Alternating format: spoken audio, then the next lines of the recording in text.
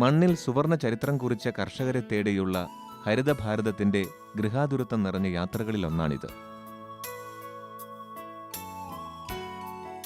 എറണാകുളം, ഇടുക്കി ജില്ലകളെ ഔദ്യോഗികമായി വേർതിരിക്കുന്ന നേര്യമംഗലം പാലം കടന്ന് ഇടതൂർന്ന വനങ്ങൾ അതിരിടുന്ന വീതി കുറഞ്ഞ ദേശീയ പാതയിലൂടെ യാത്ര തുടർന്നു.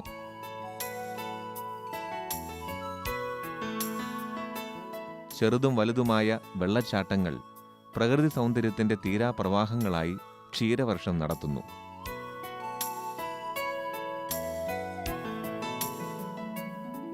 അടുത്ത സഞ്ചാരകാലത്തിനെ ഇരുകൈയും നീട്ടി സ്വീകരിക്കുവാൻ മലനാടിപ്പോൾ ഒരുങ്ങിക്കൊണ്ടിരിക്കുകയാണ്. ജൈവ വൈവിധ്യത്തിന്റെ നിലയ്ക്കാത്ത തുടിപ്പുകളും പേറി കാട് നനഞ്ഞു സുന്ദരിയായിരിക്കുന്നു. സംരക്ഷണ വനമേഖല കഴിഞ്ഞാൽ എങ്ങും നിറസമൃദ്ധമായ കൃഷിയിടങ്ങളാണ്. സുഗന്ധവ്യഞ്ജനങ്ങളുടെ സ്വന്തം നാടായ ഹൈറേഞ്ചിന്റെ വാതിൽപ്പടിയിലൂടെ തെല്ലുദൂരം യാത്ര ചെയ്താൽ 4 വശവും കൂറ്റൻ മലകൾക്ക് താഴെ സമൃദ്ധമായ താഴ്വാരങ്ങൾ കണ്ടു തുടങ്ങുന്നു.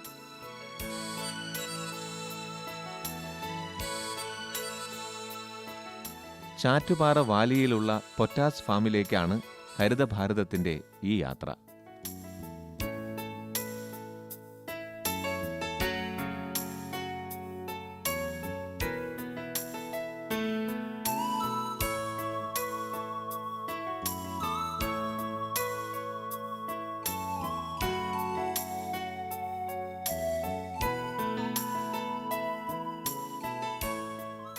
ജോൺ പൊറ്റാസ് പരമ്പരാഗത കാർഷിക ചുറ്റുപാടുകളിൽ നിന്നും വ്യതിചലിച്ച് ഏറെ ദൂരം മുമ്പേ നടക്കുന്ന കർഷകൻ.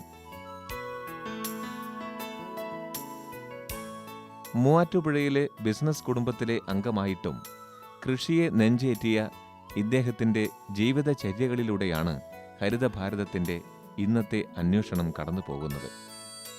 പാരമ്പര്യമായി ലഭിച്ച കച്ചവടത്തിന്റെ പാത തന്നെയാണ് ജോണിന്റെ പിതാവും പിന്തുടർന്നത്.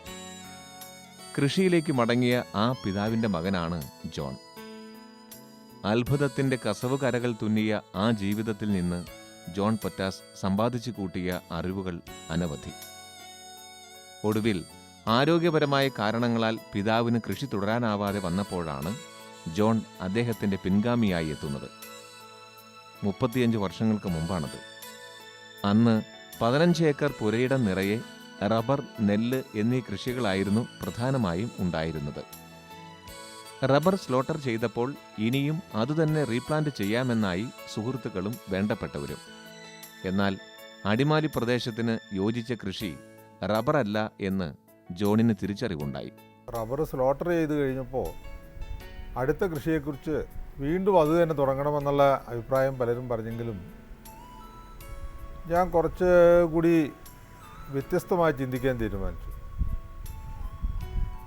റബ്ബറിൻ്റെ ഈൽഡ് എലിവേഷൻ കൂടുതലുള്ള അടിമാലി പ്രദേശത്ത് കുറവാണ്. ഒരു 10 to 20% പ്ലെയിൻസിലേക്കാൾ കുറവാണ്. അതുകൊണ്ട് അപ്പോൾ ഇവിടം അതിന് യോജിച്ചതല്ല എന്ന് അതിൽ നിന്ന് തന്നെ മനസ്സിലാക്കിക്കൊണ്ട് ഇവിടെ യോജിച്ച കൃഷി ഏതാണ് എന്ന് അന്വേഷണം തുടങ്ങി. ഇവിടുത്തെ കാലാവസ്ഥയ്ക്കും ഭൂപ്രകൃതിക്കും ഇണങ്ങിയ കൃഷി ഏതെന്ന് അന്വേഷിക്കുകയായി അടുത്ത ലക്ഷ്യം. 90% വരെ ഹ്യൂമിഡിറ്റിയുള്ള പ്രദേശമായിരുന്നു ഈ താഴ്വാരം. 30 ഡിഗ്രിയിൽ കൂടുതൽ താപനില ഉയരാറുമില്ല. അതുകൊണ്ട് തന്നെ റബ്ബറിനേക്കാൾ യോജിക്കുക കാപ്പിയാണെന്ന് ക്രമേണ മനസ്സിലായി. കാർഷിക മേഖലയിലെ തന്റെ പരിചയം ഉപയോഗിച്ച് കോഫി ബോർഡുമായി ബന്ധപ്പെട്ടു. റോബസ്റ്റ, അറബിക്ക എന്നീ ഇനങ്ങളിലെ കാപ്പി തൈകൾ തൊടിയിലാകെ നട്ടുപിടിപ്പിച്ചു. ഇടവിളയായി കുരുമുളക് കൊടികളും വളർത്തി. കൊടികൾക്ക് യഥേഷ്ടം പടർന്നു കയറുവാനായി മുരിക്കിനു പകരം മറ്റു വൃക്ഷങ്ങൾ താങ്ങായി ചേർത്തു. അവയുടെ തണൽ ക്രമീകരിച്ചു നിർത്തിയാൽ കാപ്പിക്ക് ഗുണപ്രദമാകുമെന്ന് കോഫി ബോർഡ് ജോണിന് അറിവ് പകർന്നു. കാർഷിക ഏജൻസികൾ യഥാസമയം പകർന്നു തന്ന അറിവുകൾ അപ്പാടെ പിന്തുടരുന്നതാണ് തന്റെ വിജയമെന്ന് ജോൺ പൊറ്റാസ് പറയുന്നു. എൻ്റെ ഈ പറമ്പിൻ്റെ മേന്മയ്ക്കും എൻ്റെ കഴിഞ്ഞ ഒരു 10-20 കൊല്ലത്തെ ജീവിതത്തിനും കോഫി ബോർഡിനോട് വളരെയധികം കടപ്പെട്ടിട്ടുണ്ട്. കോഫി ബോർഡിലെ നിസ്വാർത്ഥരായ ഉദ്യോഗസ്ഥന്മാർ ശരിക്കും ഒരു ശാസ്ത്രീയ അടിത്തറയോടുകൂടി തന്നെ ഉപദേശം നൽകുകയും അത് അതേപടി അനുവർത്തിക്കാനുള്ള ഭാഗ്യം, അല്ലെങ്കിൽ എൻ്റെ സാധാരണ ചിന്താഗതിയുടെ അടിസ്ഥാനത്തിൽ തന്നെ അങ്ങനെ വരും.